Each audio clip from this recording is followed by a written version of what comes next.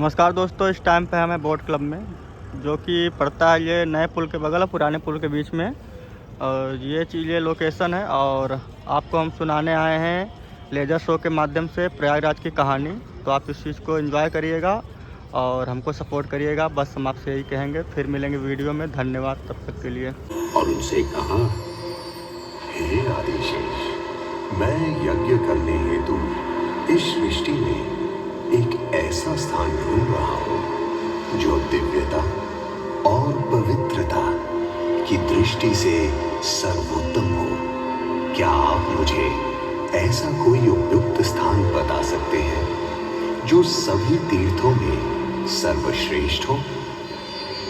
जगत रचयिता को मेरा प्रणाम। भगवान, मैं धन्य हूं कि आपने मुझे इस योग्य समझा।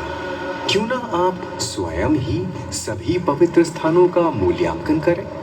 ऐसा कीजिए, आप तुला के एक पलड़े पर सप्तपुरियों को रखिए और दूसरे पलड़े पर भगवान विष्णु के स्थायी निवास प्रयाग को रखिए, जिसका भार सबसे अधिक आए।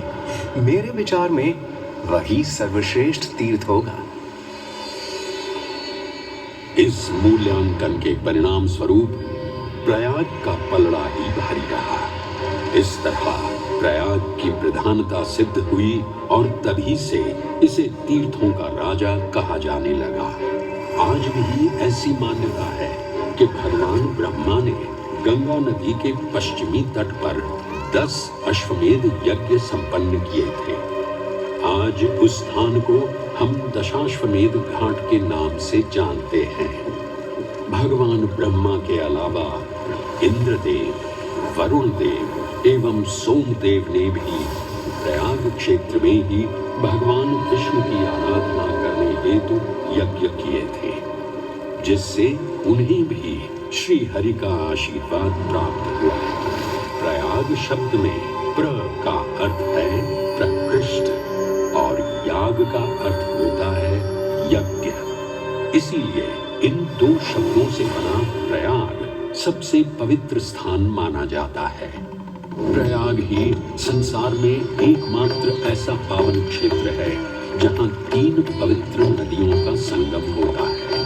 इस संगम का भी एक अनूठा महत्व है।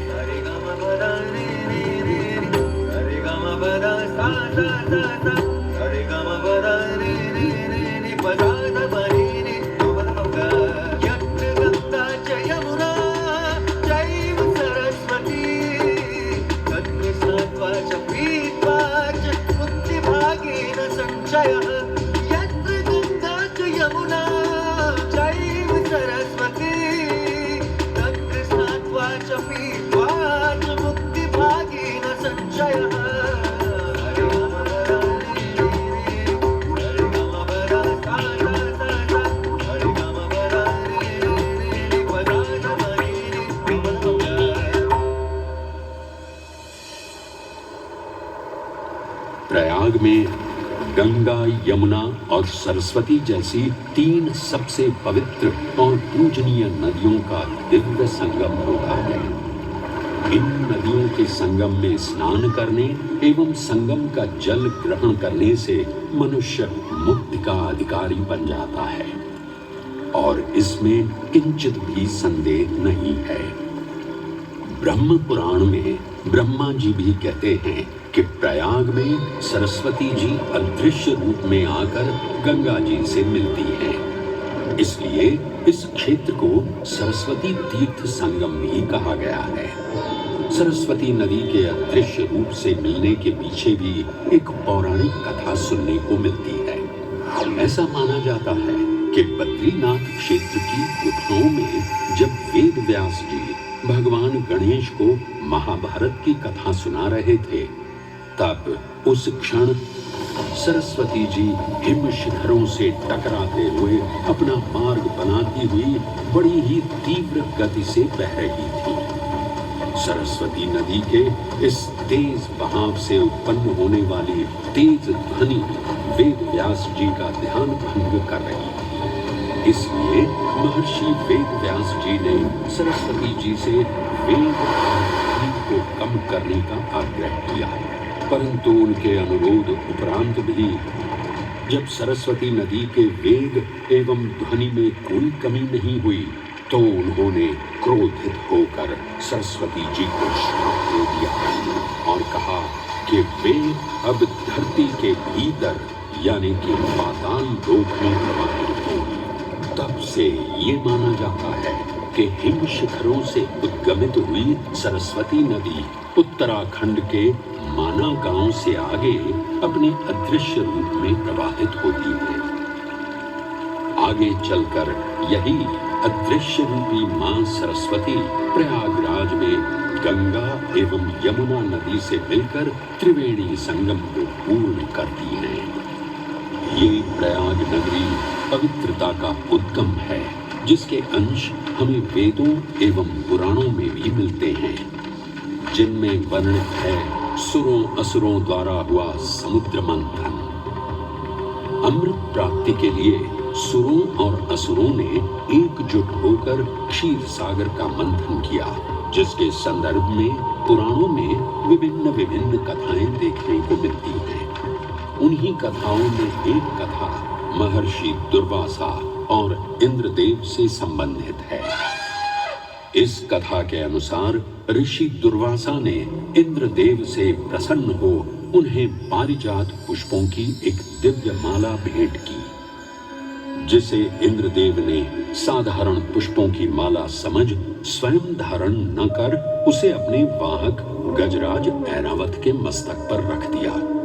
पल भर में गजराज ने वो माला धरा पर गिरा उसे अपने पैरों तले रौंद दिया। ऋषि दुर्वासा से ये अपमान सहन न हुआ और उसी क्षण क्रोधित हो उन्होंने इंद्रदेव को श्राप दे दिया। अहंकारी इंद्र, तेरा इतना दुस्साहस कि तूने मेरा अपमान किया। जिस वैभव एवं शौर्य पर तू इधर आ रहा है, क्षण भर में ही तेरा ये वैभव, प्रतिष्ठा, शक्तियां सब नष्ट हो जाएंगी।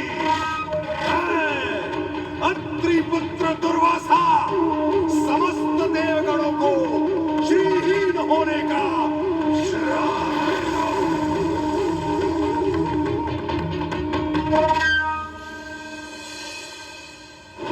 इस श्राप के परिणाम स्वरूप स्वर्गलोक से लेकर वैकुंठ धाम तक का सारा वैभव चला गया। जहां स्वर्गलोक में सभी देवता अपना वैभव एवं शक्तियां खो चुके थे, वहीं वैकुंठ धाम में मां लक्ष्मी भी क्षीर सागर की गहराइयों में चली गई। उनके जाते ही सृष्टि का संतुलन बिगड़ने लगा एवं असुर राजा बलि ने तीनों लोक अपने अधीन कर लिए। ये सब देखकर सभी देवतागण अपने श्राप के निवारण हेतु भगवान विष्णु की शरण में जा पहुंचे और कहने लगे, हे पालनहार, हे स्वामी, अब आप ही हमें इस श्राप से मुक्त होने का मार्ग बता सकते हैं, अन्यथा हम अपनी शक्तियों से सदैव वंचित ही रहेंगे और युद्ध में कभी भी असुरों का सामना नहीं कर पाएंगे। हे देवराज, ऋषि दुर्वासा के श्राप से सभी देवतागण जीवन मृत्यु के काल चक्र में बंध चुके हैं। इस काल चक्र एवं श्राप से मुक्त होने के लिए अब केवल एक ही मार्ग शेष है और वो है समुद्र मंथन। इस समुद्र मंथन से निकलने वाले रत्न ही आपके खोए हुए यश, वैभव और कीर्ति को पुनः स्थापित करेंगे।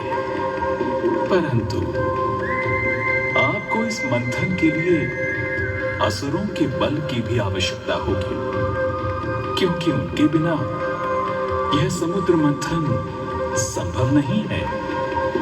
जैसी आपकी आज्ञा प्रभु, हम असुरों के साथ समुद्र मंथन करने के लिए तैयार हैं। देवताओं और असुरों ने एक मत होकर क्षीर सागर का मंथन करना स्वीकार किया।